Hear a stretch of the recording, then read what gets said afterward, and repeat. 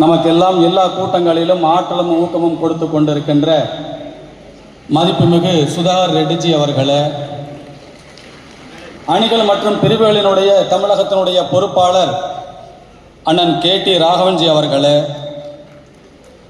சட்டமன்றத்தில் கோவை மக்களினுடைய குரலாய் ஒலிக்கின்ற மாண்புமிகு சட்டமன்ற உறுப்பினர் திருமதி வானதி சீனிவாசன் MLA அவர்களே,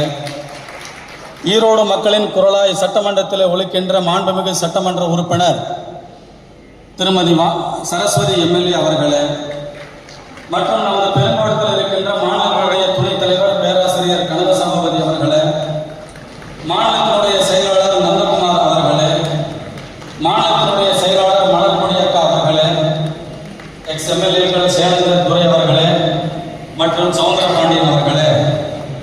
கோவை பெருங்கோட்டத்தினுடைய மாவட்ட தலைவர்கள், கோவை மாநகர் மாவட்டத்தினுடைய தலைவர்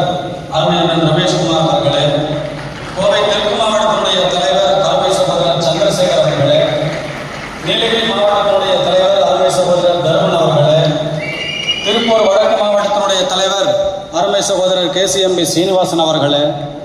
திருப்பூர் தெற்கு மாவட்டத்தினுடைய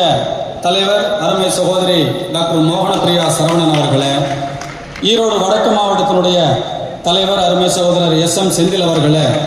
ஈரோடு தெற்கு மாவட்டத்தினுடைய தலைவர் SM செந்தில் அவர்களே, அனைவரையும் வருக வருக என்று வரவேற்கிறேன். இந்த கூட்டத்தில் கலந்து கொண்டிருக்கின்ற